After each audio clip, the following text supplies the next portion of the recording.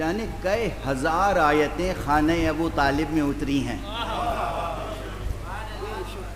اندازہ ہے آپ؟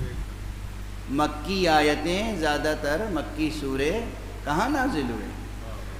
خانہ ابو طالب۔ رسول کی منزل کہاں تھی؟ اصل رسول کی ولادت کہاں ہوئی؟ حضور علیہ الصلوۃ والسلام کی ولادت کہاں ہوئی؟ یہ طے ہے کہ کعبے میں نہیں ہوئی۔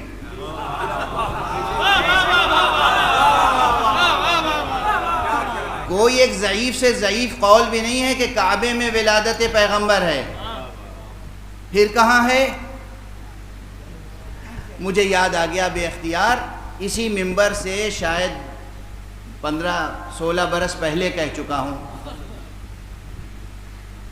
اور وہ یہ ہے کہ حضور کی ولادت کعبے میں نہیں ہوئی۔ راز کیا ہے؟ سبب کیا ہے؟ اس فقیر کی سمجھ میں جو بات آتی ہے وہ یہ کہ حضور کی حیثیت کیا ہے؟ اس کائنات کے سب سے بڑے معلم توحید ہیں مصطفیٰ۔ یہ حضور کی شایان شان نہیں تھا کہ وہ ایسی جگہ پیدا ہوں جہاں پہلے سے 360 بت رکھے ہوئے ہوں۔ چشم مشیت نے مکے پہ نظر ڈالی، کہیں وہ گھر مل جائے جہاں کوئی بت نہ نظر آئے۔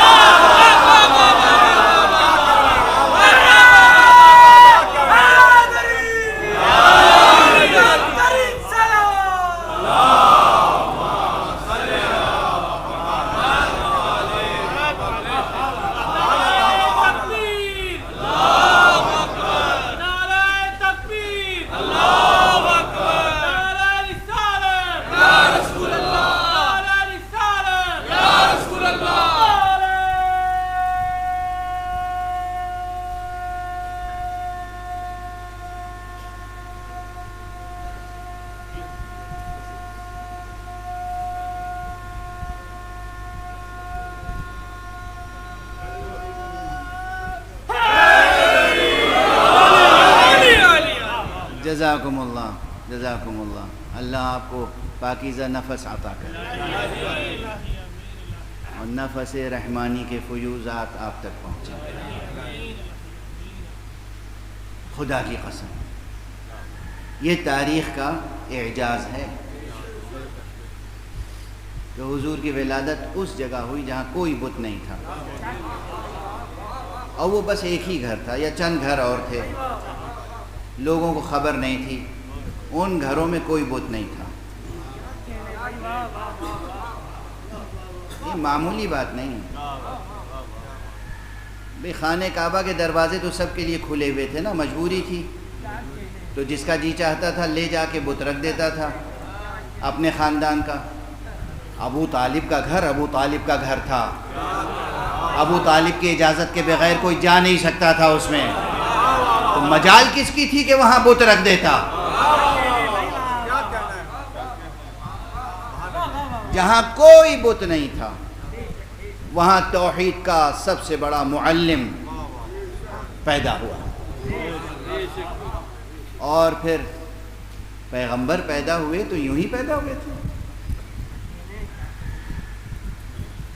جناب آمنہ بنت وہب کے ساتھ بھی قریش کے گھرانوں اور قریش کی خواتین کی رشک کی اور حسد کی وہی کیفیت تھی جو جناب خدیجۃ الکبریٰ اور جناب فاطمہ بنت اسد کے ساتھ رہی، کیونکہ جو نور تھا پیشانی عبداللہ میں، اس نور کی خاطر کتنے تھے جو چاہتے تھے کہ اس نور کے حصے دار ہم بن جائیں،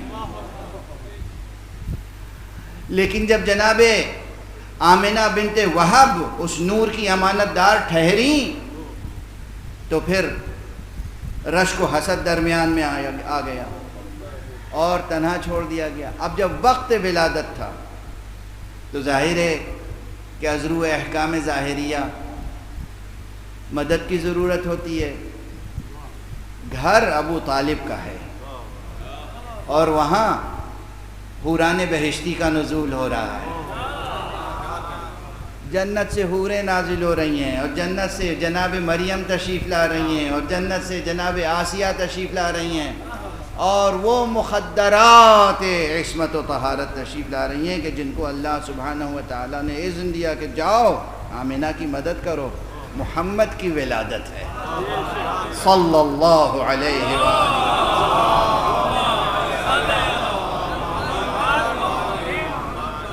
اس گھر کی کیا شان ہوگی.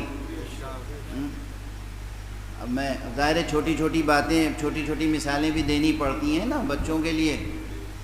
کسی صاحب کے گھر پہ کسی کنٹری کے پریسیڈنٹ صاحب آ جائیں, یوں ہی آ جائیں, تب بھی وہ کتنا ناز کرے گا. میرے گھر آئے تھے, حالانکہ کوئی حیثیت نہیں ہے آپ کی, لیکن آپ کے گھر آئے تھے, آپ ناز کریں گے. ایک اتنی سی مثال کافی ہے. کوئی بھی اہم شخصیت آ جائے, کراچی میں کسی مومن کے گھر پر کبھی حضرت آیت اللہ العظمیٰ سیستانی تشریف لے آئیں تو کتنا ناز کرے گا. رہبر عالی قدر آیت اللہ العظمیٰ خامنئی کہیں تشریف لے آئیں, کتنا ناز کرے گا وہ کسی کے گھر آ جائیں. اب مکے میں حضرت ابو طالب کا گھر ہے اور وہاں جبرائیل آ رہے ہیں.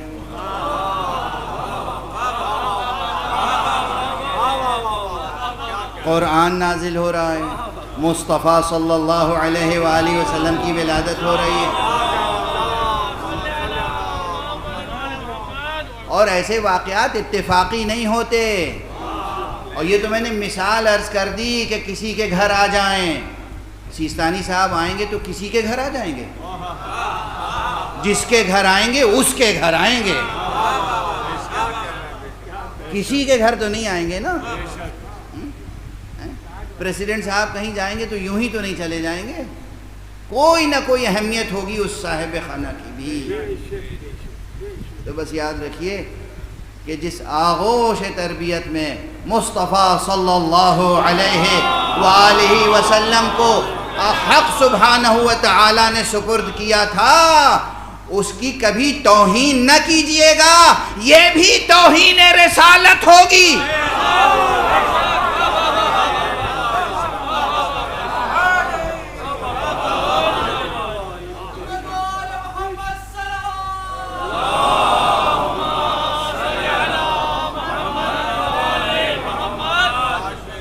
اپنے اپنے دلوں کو روشن کیجئے اور غلط تاریخیں پڑھ کر اپنے دلوں میں کفار قریش کے کینوں کو نہ پالیے.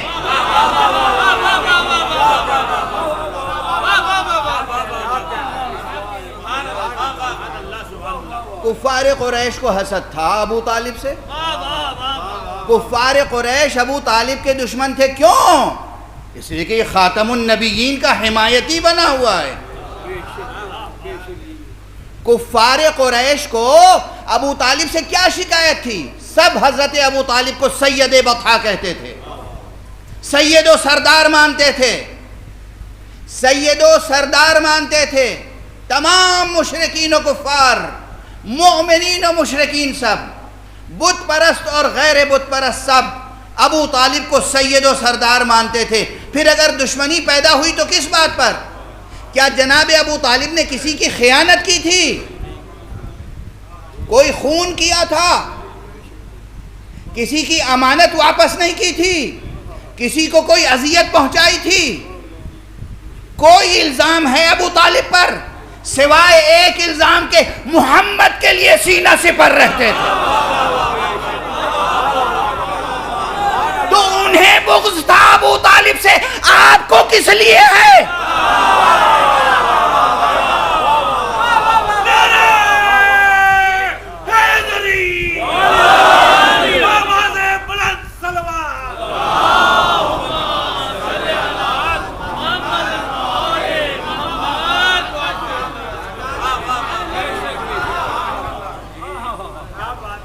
خبردار کوئی ایسی بات نہ کیجیے گا جس سے رسول کو کہیں اذیت پہنچے, اور کوئی ایسی بات نہ ہو جس سے توہین رسالت لازم آئے. رسول اللہ محمد رسول اللہ صلی اللہ علیہ وآلہ.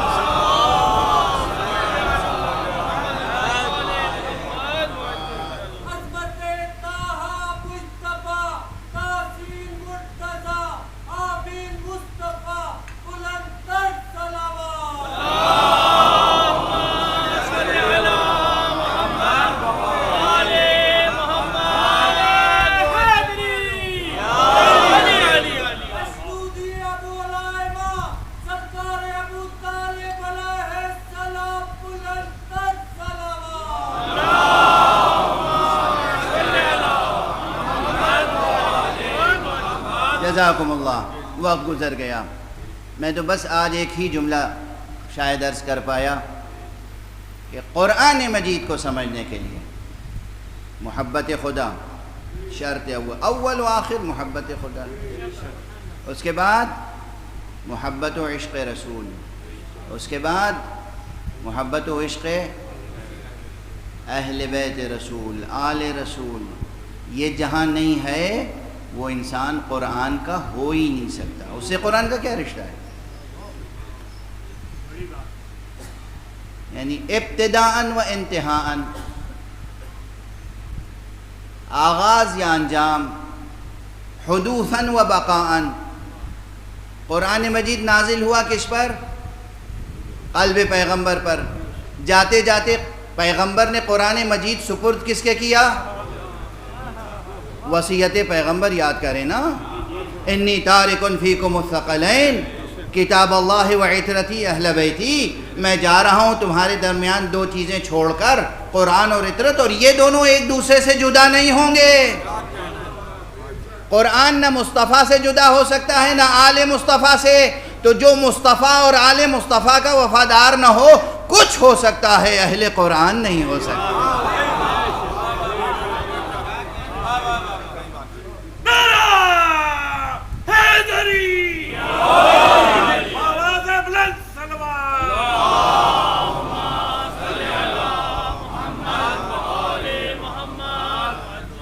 اگر اہل قرآن ہونا ہے تو سب سے پہلے قرآن کہاں سے ملے گا؟ پریس سے، بک شاپ سے، لائبریری سے نہیں. دھوکہ کھا گئے آپ، فریب میں مبتلا ہیں، نالج نہیں ہے آپ کو، ایلوژن آف نالج ہے، فریب آگہی میں مبتلا ہیں یا ابلہی میں مبتلا ہیں. قرآن ملے گا تو سرکار رسالت میں آپ صلی اللہ علیہ وآلہ وسلم.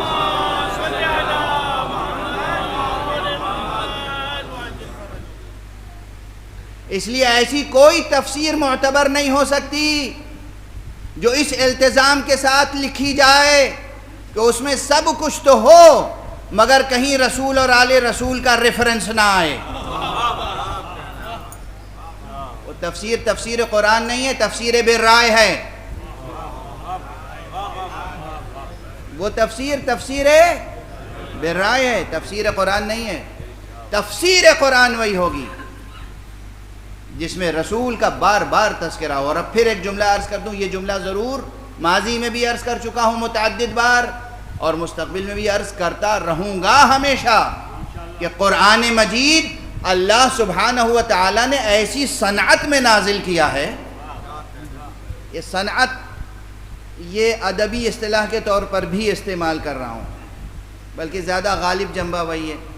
علوم بلاغت میں، فنون بلاغت میں ایک علم ہے، علم بدیع، جس میں صنائع اور بدائع سے بحث ہوتی ہے. یعنی آپ اپنے کلام کو کس طریقے سے سجا کر پیش کریں کہ زیادہ سے زیادہ مؤثر ہو جائے. یہ جملہ یاد رکھیے گا. کلام سجاتا کیوں ہے انسان؟ تاکہ سامع اسے پوری جاذبیت سے قبول کرے. اپنی تقریر کو، تحریر کو، شاعری کو، نثر کو انسان کیوں سجاتا ہے؟ تاکہ پڑھنے والا، سننے والا جذب ہو جائے اس میں. تو اللہ سبحانہ و تعالی نے قرآن کو نازل کیا ہے ایسی صنعت میں کہ متن قرآن سیرت مصطفیٰ سے جدا ہو نہیں سکتا.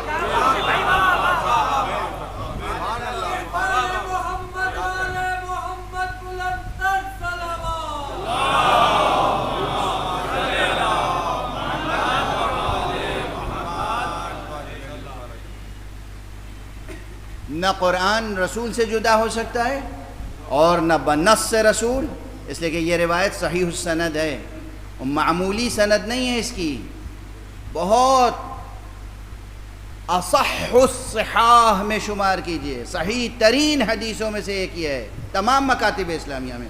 کوئی جھٹلائے گا تو جھوٹا ہی ہوگا. پوری ذمہ داری سے عرض کر رہا ہوں، کوئی جھٹلائے گا تو جھوٹا ہی ہوگا۔ یہ صحیح ترین حدیثوں میں سے ہے، حضرت امام مسلم نے بھی لکھی ہے، امام مسلم کی صحیح مسلم میں بھی ہے، اور تمام ائمہ حدیث نے لکھا ہے۔ حضور نے جاتے جاتے کہا انی تارک فیکم الثقلین، اور یہ ایک نہیں، ایک سے زائد مقامات پر کہا ہے، بار بار کہا انی تارک فیکم الثقلین، میں جا رہا ہوں دو نفیس چیزیں، دو گراں بہا چیزیں چھوڑ کر جا رہا ہوں، ایک قرآن اور ایک میرے اہل بیت، میری عطرت، اور یہ دونوں لن یفترقا حتی یردا علی الحوض، یہ ایک دوسرے سے جدا نہیں ہو سکتے جب تک مجھ سے آ کر حوض کوثر پر ملاقات نہ کریں۔